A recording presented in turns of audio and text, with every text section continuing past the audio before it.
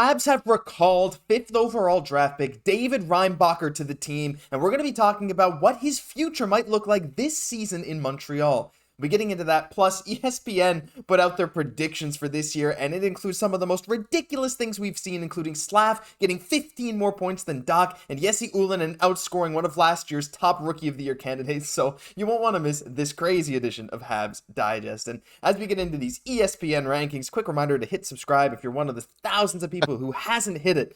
Do it now. We'd really appreciate it. ESPN doesn't watch hockey. So anyway, Jesse, we're going to just dive right into this. The first one has to do with Cole Caufield, right? And this is the most reasonable of them. They project Cole Caufield to get 42 goals this year and Alex Ovechkin to get 40. And honestly, if this were to happen this year, and I think there's a very good chance it does, that Caufield outscores Ovechkin, this is sort of a, I don't know if I want to say passing of the torch moment. I'm not saying that, Caufield is necessarily the next Ovechkin, but that could be very significant, and I think this is a very reasonable take. What about you? I like that. And yeah, get spicy with it, Josh. I like it. The passing of the torch, absolutely. Somebody that can really pick those corners just like that. And I love the respect that's being shown for our boy, Cole Caufield. I really see like the new kind of precedent for him of being like the 40 goal sort of just benchmark kind of every year. But we're almost expecting that just as a minimum. Like that's, 40, 42. Yeah. But really a lot of us were thinking, we know he's got the 50 in it. We know he's looking jack. He's putting the time in the gym. So we definitely feel like that's going to translate to a lot of goals this season. Yeah, for sure. I mean, his shot's one of the most deceptive in the NHL. And he knows he has one of the best shots in the NHL. 40 goals. I think that's a very solid point. 42. Yeah, fair enough. But, that's, like I said, the most reasonable. Let's dive into the next two that they had here. Oh, whoop, no, not that. Whoops. We're going to get to that in a second.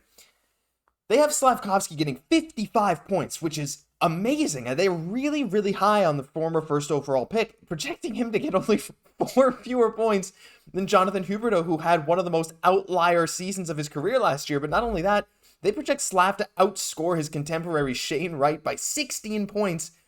But they also project Kirby Dach, who had 38 points in 58 games last year. They expect his production to drop and for him to only get 40. Do you see any world where Slav gets that many more points than Dach? And regardless, do you see a world where Slav gets 55 points? Because honestly, I feel like if things go right, that might not be super, super crazy. It's nice to see, right? He definitely needs to kind of live up to that potential, for sure. He definitely has all the skills to do it. It's nice to see that at least, analysts from even other networks are starting to still get pretty big on Slafkovsky. The hype is starting to kind of build.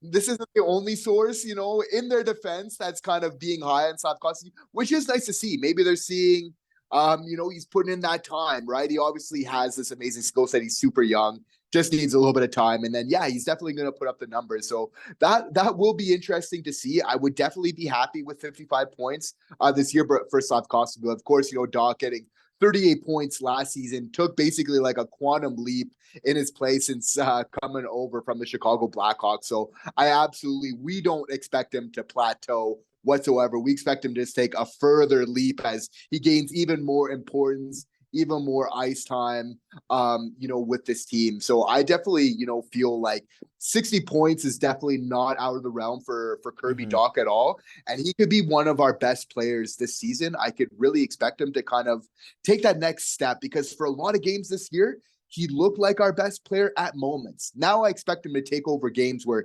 he's the best player this entire game and for many more games this season. Yeah, like if you extrapolate his, injury cut short season, he was on pace for 56, 58 points, something like that, right? So 60 points is not crazy. And especially when he was on the line with Suzuki and Caufield, his production was through the roof. So for him to drop to 40, I just don't understand it. But, I'm curious to see their model at it. But anyway, Jesse, we got to get into this is my favorite by far. This is just, all right, I'll just show you. So they project, I just want to know what model they have that models Wyatt Johnston as having fewer than half of Slafkovsky's points. But they project Jesse Ylonen to score 26 points, which is not insane. If he gets some time with Montreal, that's completely reasonable, I think.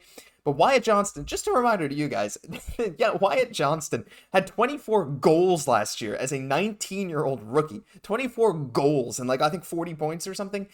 They're projecting him to get 20. I don't know if ESPN has like a sniper in the building ready to take out Wyatt Johnston for half the season or what, Jesse. But hey, how happy would you be if Jesse Ylonen outscored Wyatt Johnston this year?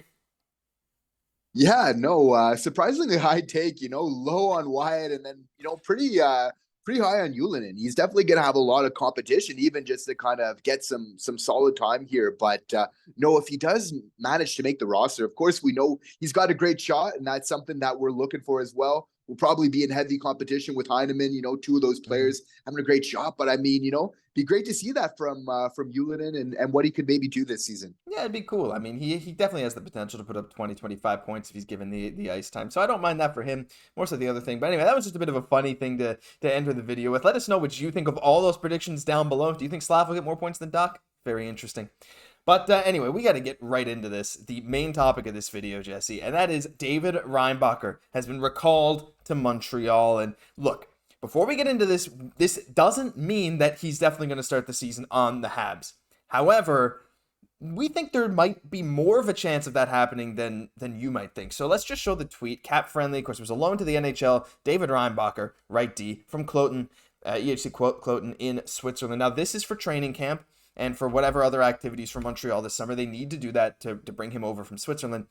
But Jesse, here's what I'm kind of thinking, right? He's coming here. He's going to be in training camp. The Habs have a history, clearly last year with Slafkovsky and some other guys too, of saying, like, if you dominate training camp and you prove that you're like, hey, I'm NHL ready, I'm one of the better players on the team right now, I'm showing out. Do you see a world where they just say, you know what, we're going to rush him too and just say, like, come on to the NHL roster, you're clearly good enough, let's just do it? Well, it's hard to imagine David Reinbacher coming into the Montreal Canadiens training camp and it not going very well. Like, I think all of us as fans expect him to have a very good training camp, to really show up. He plays like a very dependable sort of game while still kind of having that offensive. So it's something that translates very nicely, right? He's got that size. He doesn't have too many impediments, it would seem, at this point in time, just the way, the savvy sort of competitive way that he plays. So I don't think it's going to be really a question of that, but of him having a good camp and him after that.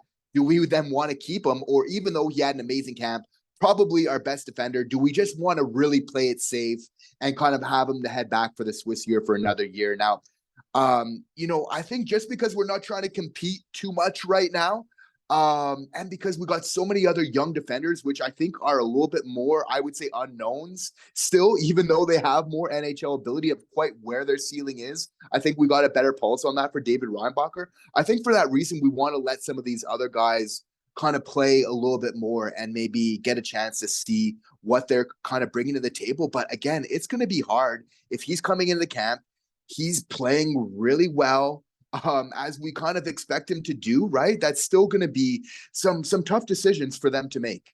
Yeah, it's, look, I understand the responsible choice is probably to send him back to Switzerland, but just imagine this. Everyone watching this, imagine this with me, right?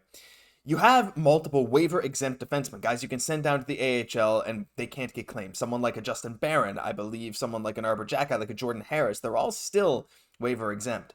And you might be saying, well, it would suck to send any of those guys down. But picture this. David Reinbacher comes into camp. He just shows, look, I'm the best young defenseman here. I'm dominating everyone else. Now, this might not happen, all right? It's probably likely that he won't come in and dominate it right away. But what if he comes in and shows, like, look, I'm skating circles around Harris and Xhekaj. I'm setting up shots all the time. Like, I'm really, really good here. I'm proven to be one of your best players. Isn't that exactly what you want? Your 5th overall pick comes in and is already dominating the young guys that you're already developing. If he's already better than them at a young age, like, and you have the ability to send a few of these guys down to the AHL to make room on day one without any consequences, like you said, Jesse, I think it's going to be very hard not to do it. And I can totally see a world where Montreal ends up going for this. And here's the thing, too. Now, I don't think they're going to do this, but they also have, if you guys remember last year with Slav, you have the 9 games that you can play in the NHL without voiding that first year of your rookie deal. Again, I think the responsible choice is probably to send him back to Switzerland, but Jesse, I think it's going to be a lot harder of a choice to make if he comes in and he really shows out. Well, and he has a track record in the past of being able to play with people that are older than him. Just in the last year, kind of being so young on that team, right? So he shows that he can play with men, that he's ready. So we're really not talking hyperbole at this point. Like, this could absolutely happen. This is what a gamer this is. I think he is much more composed than we kind of realize. I see him kind of coming in, being even better than Cayden Guhle in a lot of ways, of where we saw this player just looking so experienced, so NHL ready right away. That's what I get from David Reinbacher. That's what makes him not just like a safe pick, but also a very projectable pick. And, you know, when you kind of look at these things of just, you know, kind of what of a slam dunk that he is in your top four, probably your top pairing, again, it just kind of slowly kind of wins us over on that whole draft pick, slowly but surely. Yeah, and I know Montreal doesn't have a great history with developing their prospects, and I know rushing guys like this has hurt some of them in the past, but you know, look, management, I trust them to make the right call. And honestly, having Slav with the team this year, I think did him a lot of good. We saw the weaknesses right away, and I think having that happen at the NHL level kind of makes the team go, okay, we really got to develop this guy. I don't think they're going to do a bad job, but like, it's so exciting. The idea of seeing Reinbacher play opening night for Montreal is so exciting. And let us know in the comments, do you agree, do you disagree? A lot of you probably disagree, but I think I want to see him there day one, and I guess we'll just have to see how he pans out. But that'll do it for this news edition of Habs Digest. If you enjoyed, leave a like, comment, subscribe to the channel. We're on the road to 10K, and if you're still around here and that subscribe button is still red, hit it now. If you liked the video, if you watched all the way through, we'd really appreciate it. I'm Josh Gosse, my co-host Jesse Poirier. We'll catch you in the next one.